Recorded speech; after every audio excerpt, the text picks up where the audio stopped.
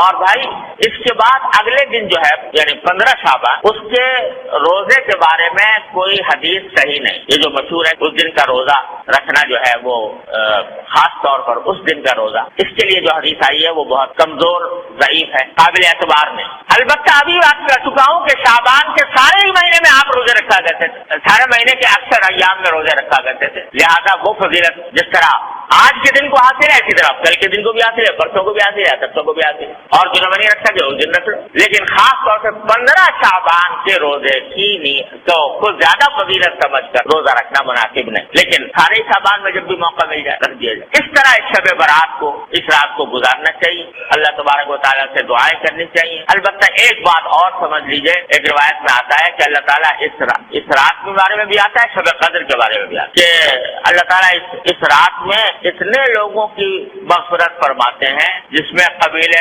Club کی بکریوں کے بال، آپ نے یہ فرمایا قبیلہ کلب بہت بڑا قبیلہ تھا، ان میں بکریاں بہت ہوتی، ہر بکری کے جسم پہ بال بہت ہوتے، تو سارے قبیلے کی بکریوں کے بال جتنے ہیں اتنے انسانوں کے لگا مغفرت ہوتا، مگر فرمایا 2 آدمیوں کی مغفرت ہے، اللہ بچائے. ایک وہ جو کسی مسلمان سے کینہ رکھتا ہو، کسی مسلمان کینے کے معنی یہ کہ اس کی بدخواہی پر آمادہ ہو، بلا وجہ اس کو برا سمجھ کر اس کو تکلیف پہنچانے اور اس کو ذلیل کرنے کی فکر میں رہتا ہو، اللہ بچائے. ایک تو اس سے گناہ معاف نہیں ہوتا اس رات. اور ایک فرمایا وہ جو اپنے پاجامہ، شلوار، پتلون جو بھی پہنے ہوئے ہے اس کو ٹخنوں سے نیچے لٹکائے، اللہ بچائے.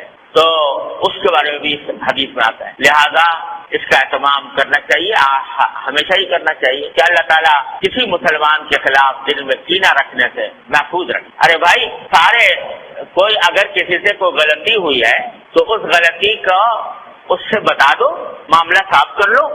کوئی شکایت ہوئی ہے، شکایت گلا کر کے معاملہ صاف کر لو. اور تمہیں شریعت نے یہ بھی حق دیا ہے کہ جس نے جتنی تکلیف پہنچائی ہے تم اتنی اس کو بھی پہنچا دو، بدلہ لے لو برابر کا. لیکن دل میں کینہ لے کے بیٹھ گئے اور اس کو ہر طرح ذلیل کرنے، خار کرنے، تکلیف پہنچانے، بدخواہی کرنے کی فکر میں لگ گئے. یہ چیز جو ہے وہ اتنی بڑی گناہ ہے، اتنا بڑا گناہ ہے کہ اس رات میں بھی معاف.